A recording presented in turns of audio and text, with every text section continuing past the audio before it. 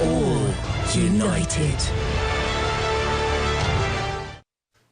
You got promoted. Yeah. Congratulations.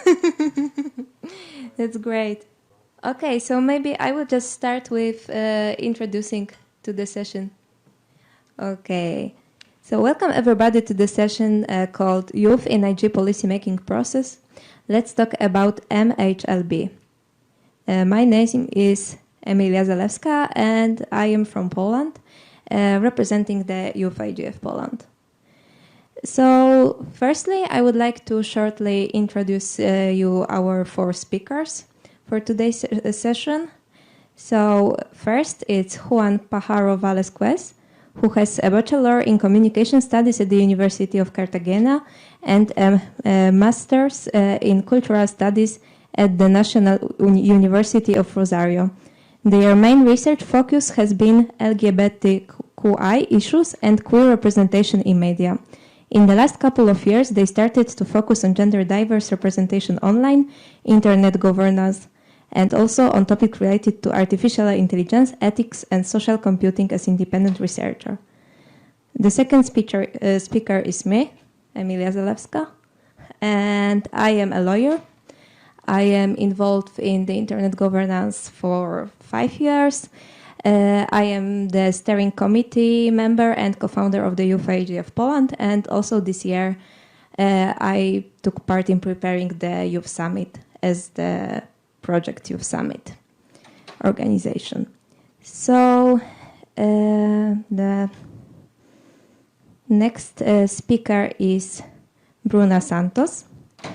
She is a visiting researcher at the Wissenschaftszentrum Berlin für Sozialforschung and a recipient of German Chancellor Fellowship for Future Leaders of the Alexander von Humboldt Foundation. Bruna graduated from Centro Universitario de Brasilia with a Bachelor of Laws and brings along experience as a specialist consultant in data protection, global internet governance, and content governance. She actively participated in the discussions that led to the approval of the Brazilian Civil Rights Framework for the Internet and the Brazilian Personal Data. I'm sorry, I have the text is disappearing. For the best part. So this is Bruna. And also our online moderator is João Moreno Falcão, who are here with us in the room and just got promoted. Okay, so firstly, I would like to give the floor to our panelists. So firstly, there will be Bruna, then there will be Juan, then Eileen, and the last speaker will be me. So Bruna, please, if you could tell us more about what are your thoughts on the MHLB and the different viewpoints we heard on the last weeks. Like, what are the objectives and challenges?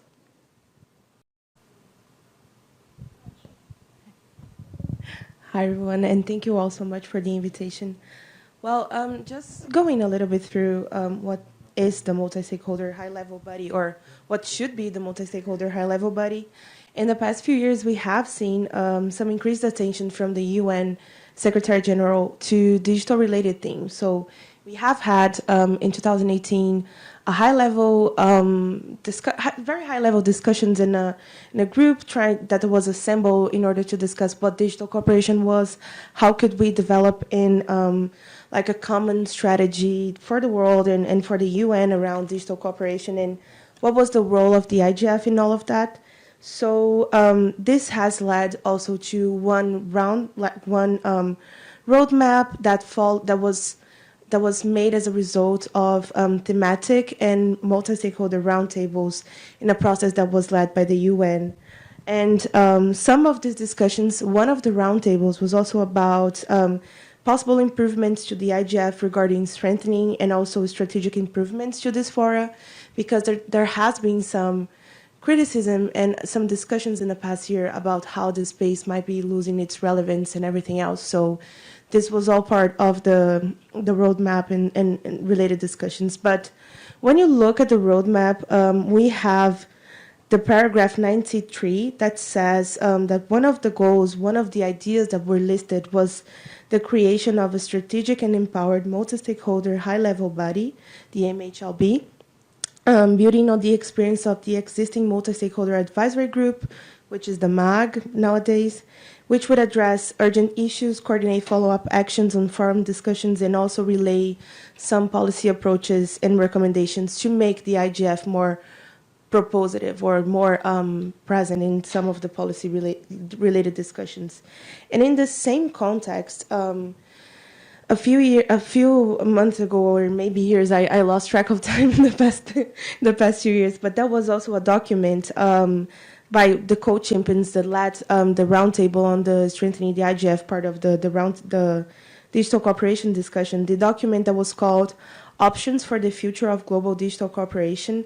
They also listed that there was a significant demand for stronger digital cooperation and leadership with regards to internet governance. So that's when the multi-stakeholder high-level body and now the leadership panel all come in as I was saying, as an attempt to make it all more relevant and maybe more present in some of the policy discussions. But when we started doing the debate around the MHLB, there was also some points about how this group should work together with the MAG, the multi-stakeholder advisory group, and also how this should not be like clashing with the MAG's functions, how these two groups would actually function together.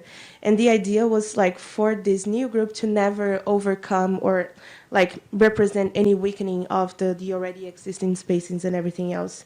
But like just to wrap up, last month, IGF Secretariat and the UN as well, they both announced this call for the IGF Leadership Panel, which is kind of the how everything is coming up to form, which has invited international civil society, intergovernmental organizations, private sector, governments, and everyone to submit names of candidates from developed and developing countries to be part of this panel. And the idea is exactly as I was saying, like to have a space that's with more relevant names to kind of help debate the IGF mission and everything else.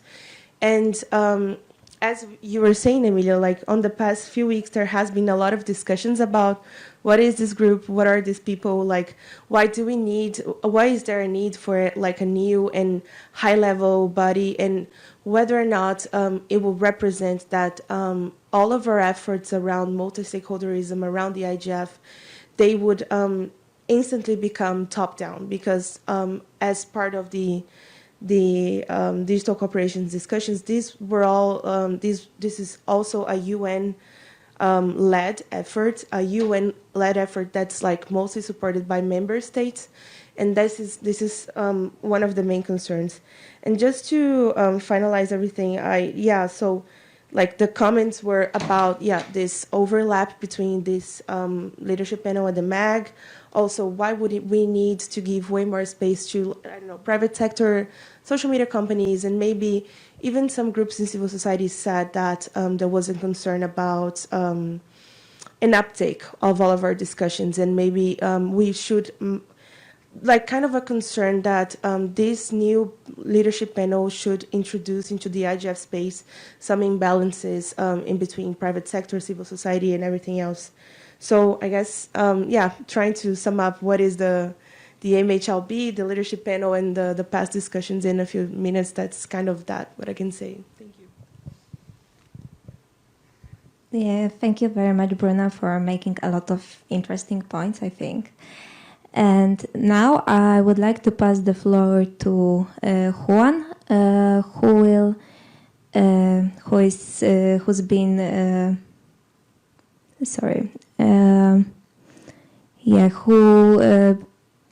you have been on the IG ecosystem for several years. So if you could give us an overview of the youth participation in the IGF and the evolution of the youth-led initiatives.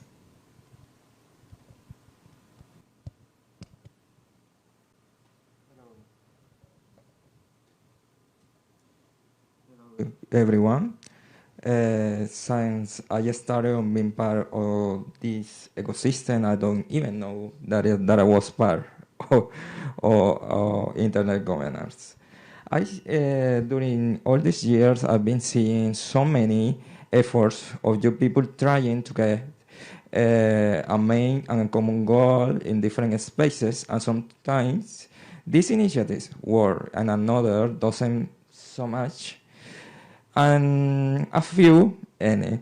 The main characteristic from my point of view, of those initiatives that have been successful is they understood that even with some conflict of interest and overlapping of functions, what they want is to achieve, what they want to achieve is a community of diverse groups. It's bigger and more important, not just to them, but also for the future of you as a one voice in the decision-making process, as a player among the rest of the stakeholders. The last description for me fits really well with the process that I'm seeing right now in the internet, in the IGF ecosystem. When I started, we, different groups, organizations, collectives, or young people that decide to join forces, I have constantly evaluation of the process and focus more on how they can contribute when it comes to policy making and using spaces as the NRIs with the U at regional, national, and local levels, and coordinating between them positions that are being reflected in a global and local way. Being an example, all these efforts are an example that the bottom of a multi-stakeholderism model of internet governance can work if we are open enough for everyone and we are open enough for diversity. But that's the situation right now, and that has been because we are driven by the necessity of change, of making our voice heard, something that we never forget, because that was the fuel of the creation of the Youth Summit. The Youth Standing Group. At some years, we had a voice representing you in the IGF opening and closing ceremony, a track dedicated especially to us in the main events of the IGF. There is a lot of work to do. We have to recognize that, but if we continue that way, in this way, we are going in the right direction, and we should continue joining forces from our nation, regions, and globally, because that's the only way of stop being tokenized and start making decisions in the main environment where a lot of our lives are being living right now, and probably will be for so many years. So if we keep quiet, we will be letting others to define our present and our future. And remember, we are everywhere, you people, we are everywhere, just in case we forget it and someone make us believe the opposite. Thank you, Juan. Now, Eileen, my question is for you. You have been on YCIG steering committee for 2 years now. So what can you tell us about the Youth Coalition on Internet Governance and the participation of youth in IGF work streams like the DCs? Thank you very much, João, and hi, everyone. Well, the Youth Coalition Internet Governance has been contributing actively in the dynamic coalitions ecosystem, starting from collaborating and support the statement on the core internet values, which was signed last year with other DCs. And we also collaborate, participating in webinars, and most importantly, engaging in the DC paper. Basically, this DC paper describes the story of the dynamic coalitions, and also the achievements and the suggestions for the future, especially making a call of action for remembering the work done so far by the dynamic coalitions and how it could fit within the roadmap on digital cooperation and the multi-stakeholder high-level body.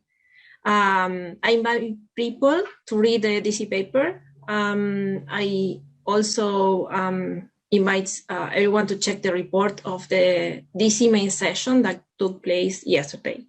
Going back to the Youth Coalition Intergovernance, we have been advocating for the voice of youth for now 11 years.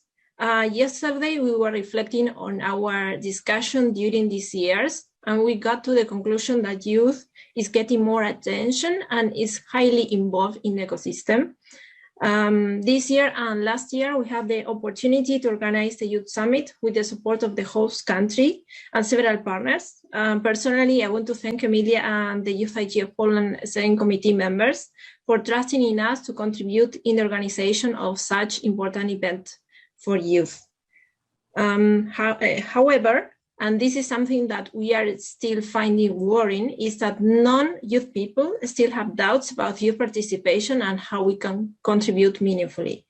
We still see tokenism, as Juan was saying. We still share our messages and recommendations to all the stakeholders, but for the other side, we are not seeing the response that we wish. Well, I can share briefly that from the Youth Summit Working Group on Inclusive Internet Governance, Ecosystem and Digital Cooperation, for instance, we mentioned several recommendations to the IGF, like increasing the linkages between the NRIs and the youth NRIs, considering youth as a stakeholder and bringing voices from marginalized communities into the discussion of the IGF. When we say youth as a stakeholder, we are not saying just to put a tick on a list and just, I don't know, for example, giving youth 5 minutes to speak at the panel. That's not what we are looking for. We are looking for equal participation, and that stakeholders could see us as an agent of change, that we can participate in equal footing in decision policy-making bodies. Thank you very much. Thank you for your interesting input. So, Emilia, we have been hearing and participating at the Youth Summit. Could you tell us a bit more about the planning and the points of action elaborated by the working groups? How is it connected to the roadmap of the digital cooperation and the UN Common Agenda? Okay, thank you very much, Eileen, and Juan have already mentioned a few things about the Youth Summit, so I just would like to get you a little bit more details. So the Youth Summit, the project Youth Summit, because we called it a project because it wasn't only the event we had this Monday, but also it was a whole process. So it was the idea of it was born from last year's experiences. Something that Eileen just mentioned, that postulates by youth are maybe they are listened to, but we don't see much power, much effect that those postulates were causing. So we thought about the ways how we could change it, like how we can find a way to make those postulates more effective, like effective in real life, so causing real changes, even the small ones. So hence the idea of having it in the form of the project, so preparing those postulates in advance. We have been working in 8 groups, led by youth experts from Youth Observatory and Youth Coalition on Internet Governance, like Juan, like Eileen, who supported the group participants with their knowledge and their experience in the field of the internet governance. And each group was looking for the challenges in one particular area of the internet governance. And the final result of their work was points of action. And the idea of those points of action was that they will include answers to 3 questions. So first one, what is the challenge in the particular field of the internet governance? The second one, what is the solution?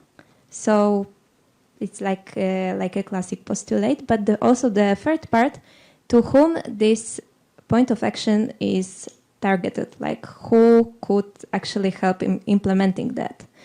So what we wanted, why we wanted to create such points of actions is that they could be directed to the very specific groups of people or governments or companies or organizations.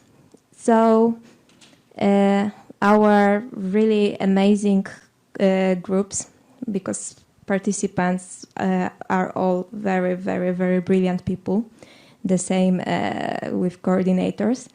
So they prepared points of action, and we have already presented them during the Youth Summit. I see that Eileen is pasting some links in the chat, so if you could, Eileen, also paste them the QR code or the link to the webpage when you can access the first version of points of action, the sneak peek into this work.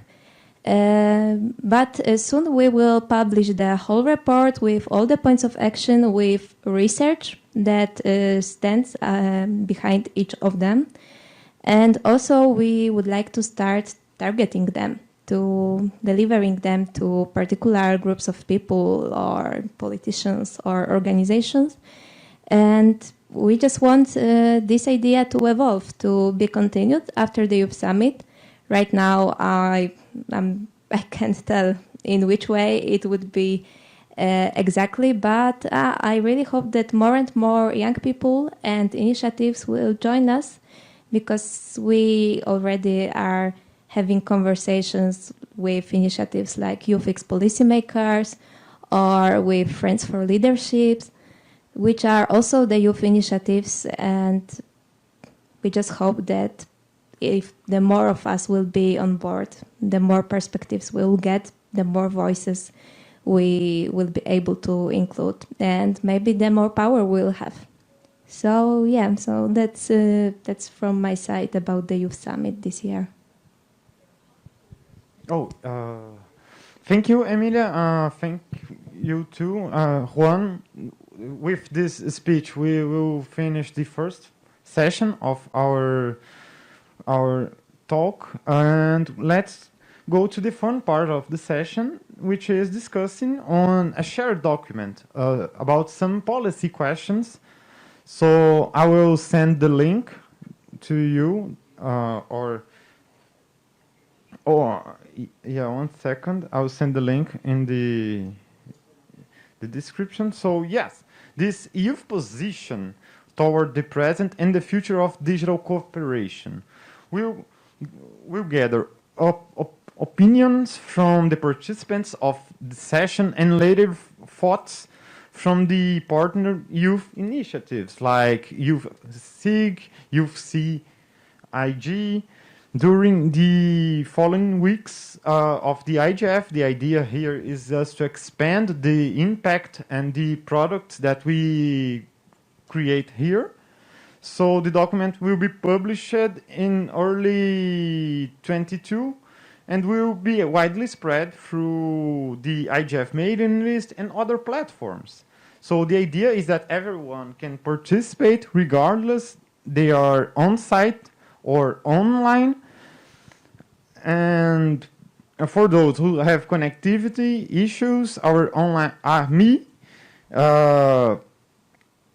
I will get your comments and try to show to the on-site public.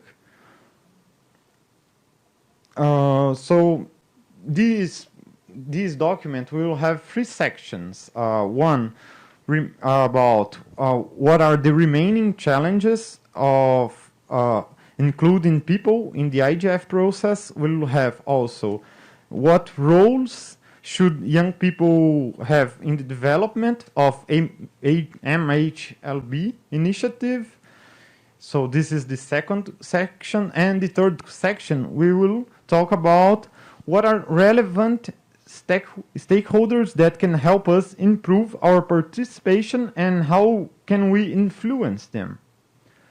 So we invite everyone here, online and on-site participants, to send comments, suggestions, and inputs to this document. So the panelists will go to each section, 1, 2, and 3. So please give me your contributions in that order. Remember that that I will do this connection with all people.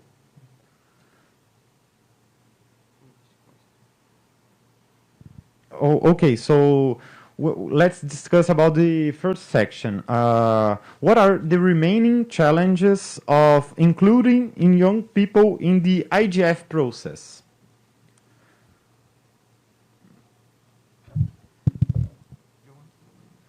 Oh, Pedro wants to talk, please. Introduce yourself. Yeah, just to make a small comment, Pedro Lana for the record from the Youth Observatory.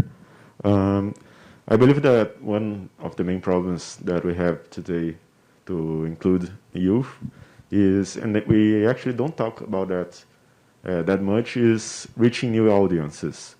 Meaning that usually the people that are included in internet governance ecosystems are already part of some institution, some organization that already has this contact. For example, in Brazil, it's really concentrated in some states or in some universities or some study groups.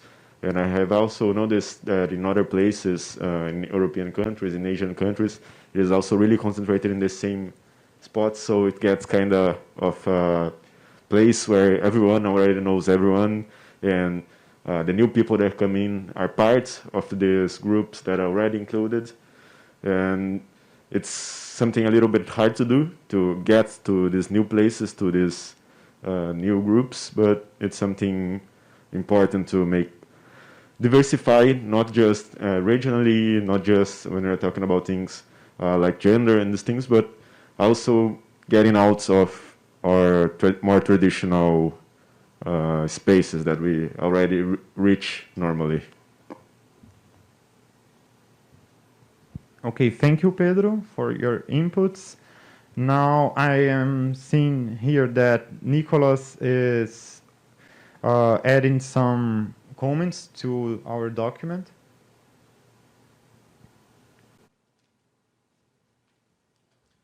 Hello, everybody. Nicolás Fiumarelli from Youth IGF Uruguay. Well, I think that in order to have what are the challenges for include more people, more young people in these processes, I think Pedro stated very well. The issue is that there are people that are out of these processes, or maybe they are not. They have no knowledge about that these processes exist, right? There are like these multi-stakeholder processes happening when everyone has a voice and every voice counts. Not every time people knows that, but Internet Governance Forum is a place where all these voices will be heard for these people that do the decision-making processes. So it's very important that we create more online platforms, like, for example, software-based platforms for people that cannot participate maybe on site or have not like sufficient internet connection, for example, to join a Zoom meeting. They could also participate via documents drafting, as we are doing already today. But we need to share this more diversely, like in social networks. We need to reach other spaces. Also marginalized communities, like in rural areas. We could prepare some temporary internet hubs there, providing some satellite internet or something for a period of time. So these people, for example, the unconnected one, could participate, because something that always happens is that we talk a lot about the unconnected, but we are the connected ones. So we need to raise more voices. And also something I was thinking in the last IGFs, was to include, for example, people with disabilities, right? Maybe blind people. So we could have like different groups of youth people. For example, I don't know, some school of blind people in a country could also have their own youth initiative, because they will have some opinions and some recommendations for the future of their internet that maybe has a difference in the way that they communicate, no? But at the end, we need to have this inclusivity of all the people. So I think we need to reach more spaces. That would be my opinion. Thank you. Oh, thank you, Nicolás. Yeah, your input is very valued, because when we think about the internet, we think from our perspective, right? So bringing marginalized groups and bringing people that are not usually being heard, it's very important, very essential to us to understand what are their problems and work on it together.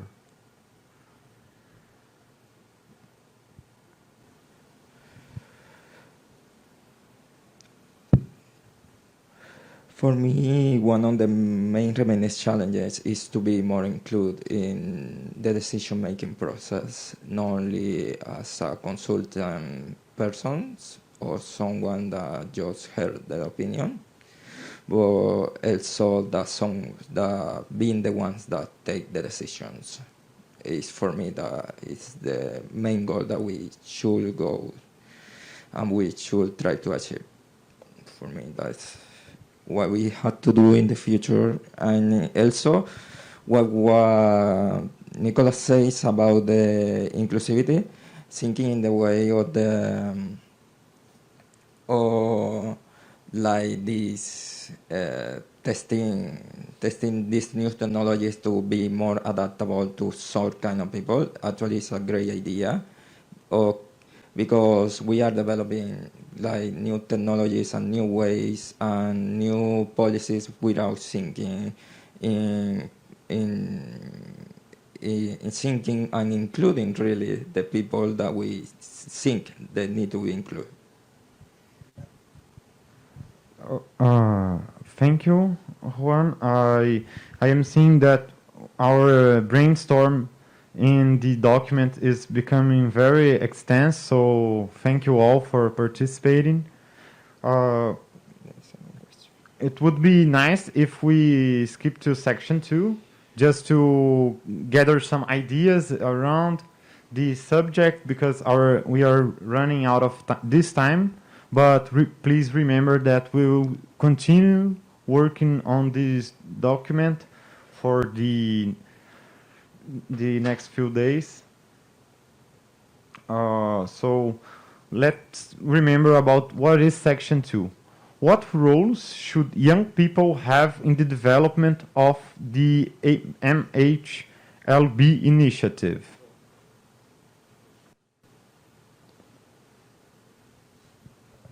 Okay, I'm going to say something about this.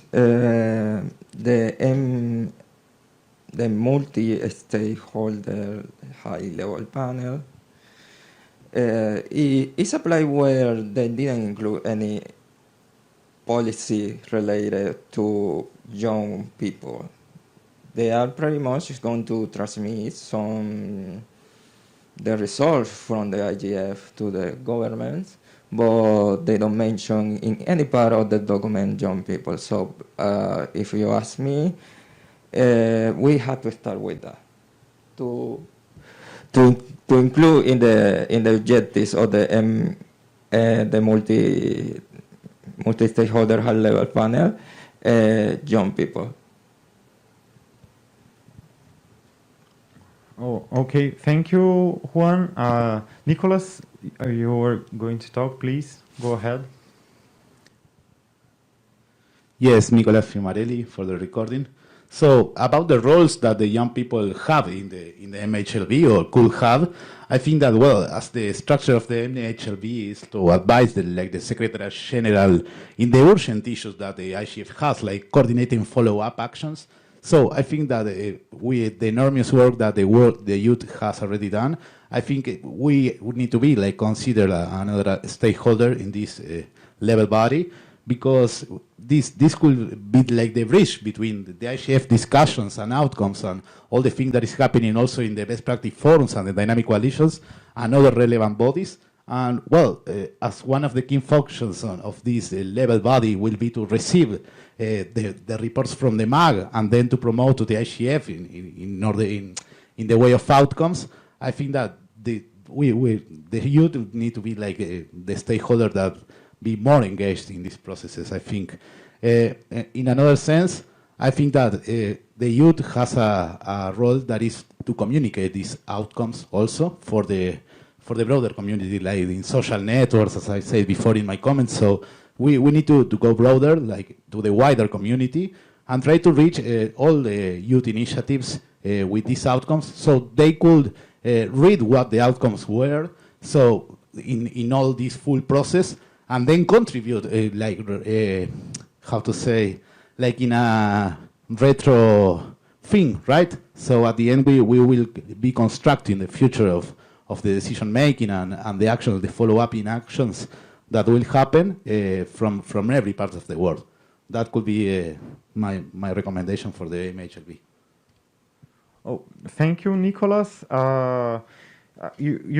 I completely agree with you, and you know, everybody that worked or participated at FORA that don't have this kind of initiative, you feel the lack of participation from other groups. You feel that there is too restrictive, and when we work with this kind of high-level bodies, you bring people together.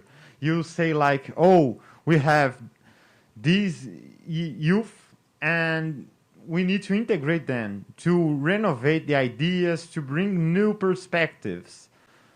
So yes, I totally think that we can do a lot with this kind of initiative.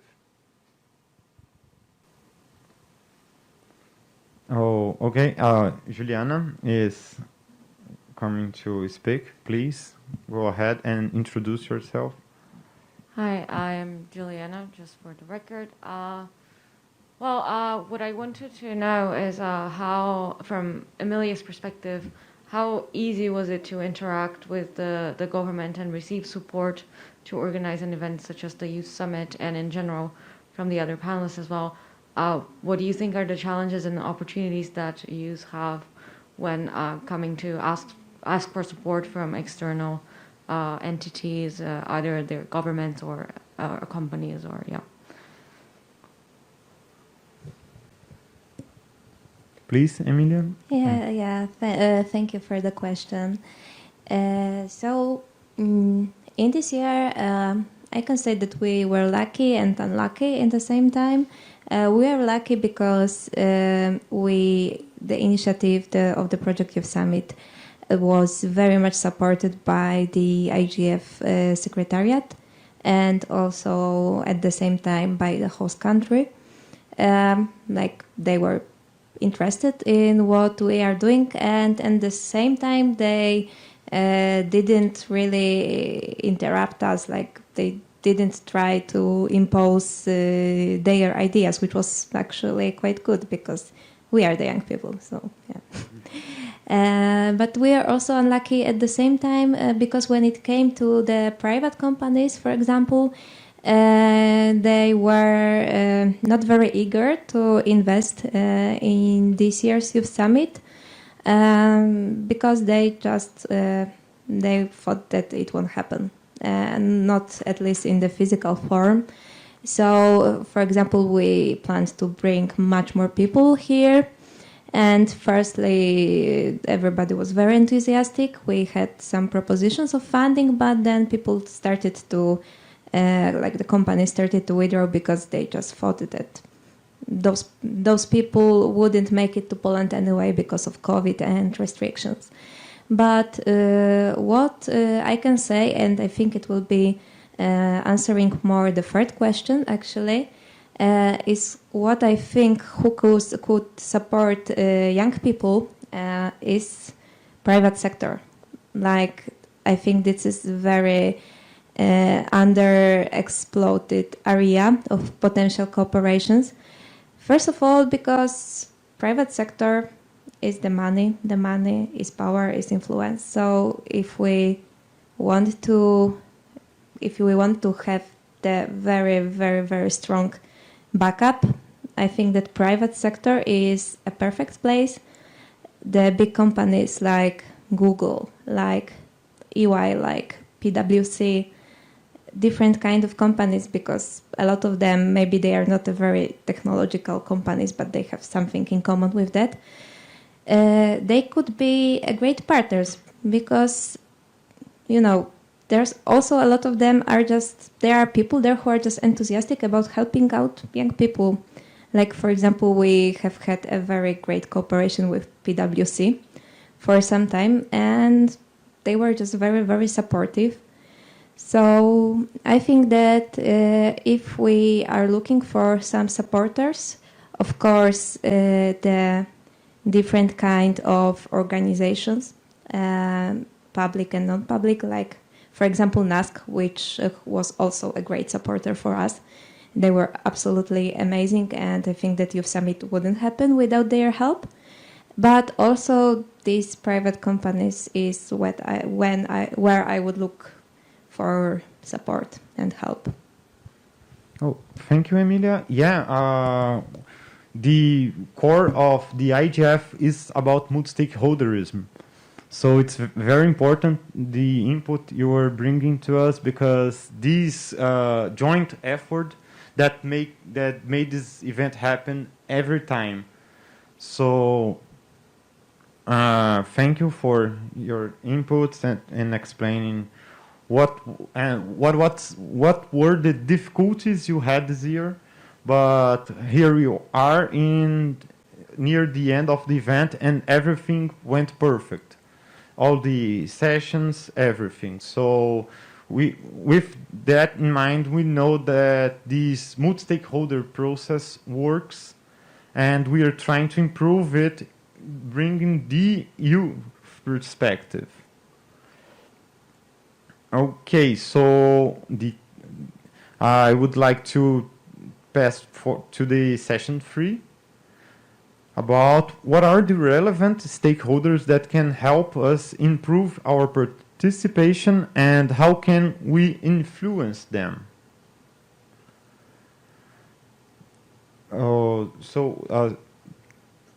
I saw that someone already added some text here, so I will say the ideas that appeared here. Okay, so like applying funding to programs like the Internet Society Foundation for youth to be able to participate in the IGF process during the whole year. As you said, Emilia, in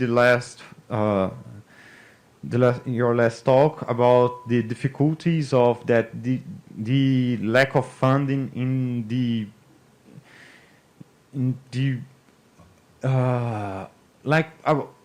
so near to the event, you had a lot of trouble to reschedule and plan the event. But so maybe if we work together to a joint and long-term cooperation process, this could diminish this kind of instability that usually tend to happen.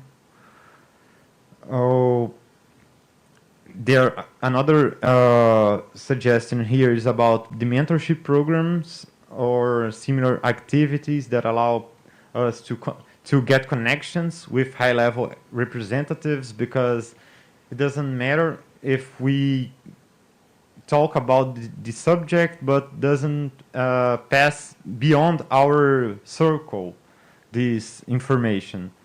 So it's very important that we could reach other stakeholders with our work, like representatives of organizations like the UN, ITU, and so on. And of course, we need to work closely with the private sector because they are maintaining the internet, as we know, and they have a lot to contribute. I see that Nicolás wants to talk, so please go ahead. Yes, I think that some relevant stakeholders that already could be very necessary to talk to them are, well, when we return to our local communities, for example, in Latin America, there are some countries from the OEA that has their open national government plans. And at these open national government plans, you have the opportunity to propose things like digital citizenship, things about transparency. So I think those places could be nice to reach the authorities and say, well, we are a group of young people involved in internet governance. Maybe you could state like projects in your country with the help of the government. I think this could be a strategic thing for the open government plans in the different places. I don't know how these plans or communication with the government are doing like in the different regions, but in Latin America I think it's a nice opportunity to engage more with government, so maybe them could help in the sense of organizing some more meetings, creating a wider local community. So that are some ideas that could help talking about the government stakeholder, right? Thank you so much. Thank you for your inputs. Sorry, what? Oh, Nadia raised the hand. Okay, so please go ahead.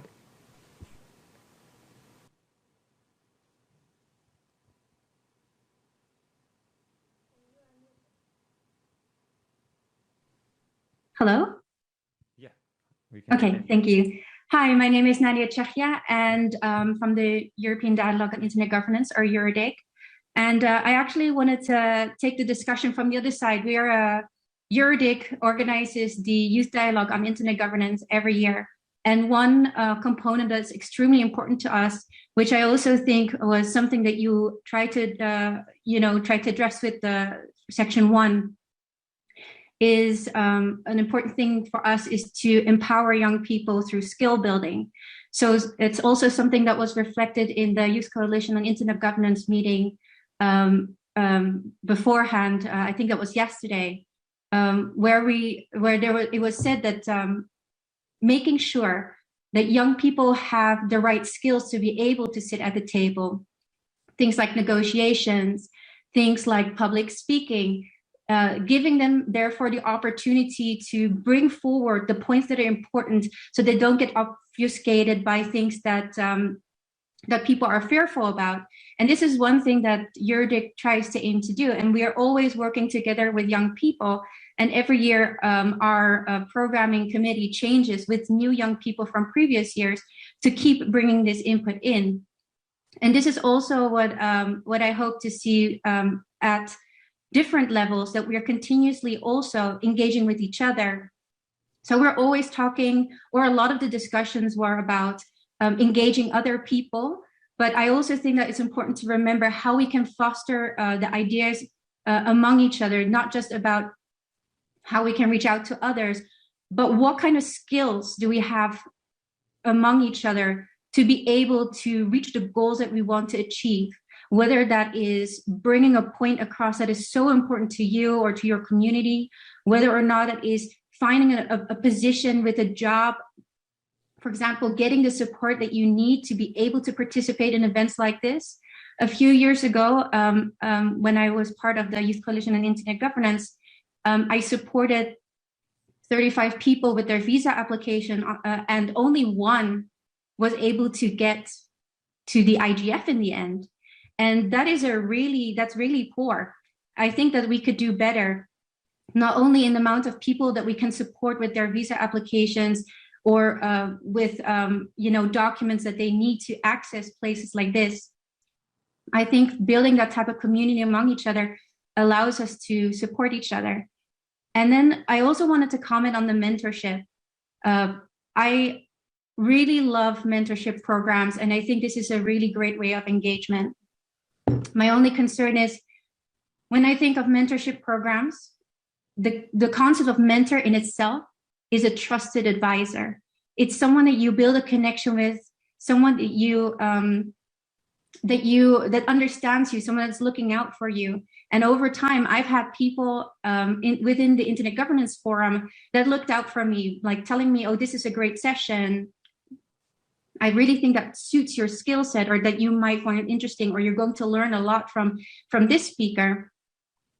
And I think that if we focus too much on the type of people that we want, we might forget about the connections or the interest in you. So if we think about mentorships program and thinking about what we can get out of them, then sometimes we forget a little bit about ourselves too, about things that we cannot see for ourselves. But mentors can be younger and older. I have a lot of people at Eurodig who are a lot younger than me that tell me about a lot of unique opportunities that are happening that I should get involved in or learn more about. And I think that is such a great opportunity to make sure that we bring that information out there. So it's not limited just from the top down, because then we might as well all sit in a webinar and all get the same information. We can connect each other. We're all living in different parts of the world. We're all connected on different levels and fronts. Any little bit of information that I can give you, I am always willing, and I'm always prepared to put you in touch with the people that can try to make your life a little bit easier. So I hope that you also share that sentiment, that when you see that, not only for yourself, but also for other people, you do that too. I think you two should be connected. And I've also had that many times at the IGF, that people came up to me and they said, hey, this is someone who was talking about the same topic. Maybe you should talk a little, and that's great. And I think that together, and then growing from this sentiment, we keep getting a youth that is stronger and stronger and willing to connect with each other and willing to overcome kind of that fear of the other that we sometimes seem to have when we talk about America, Europe, China, Latin America, this fear of who is who, that among us, if we can find this camaraderie, we can solve a lot of problems as well, just by being supportive. Thank you. Oh, thank you. Nadia, you brought some interesting points to us. I believe that the ideas we build here should not be to be contained just in an event that happens once a year. So it's very important that we can grab our ideas from here and apply during the whole internet governance process. I would like to thank you all for participating at this session. I think we discussed about the MHLB. We also did actually pretty interesting brainstorm work here in the document. I really appreciate. So please, let's applaud our panelists.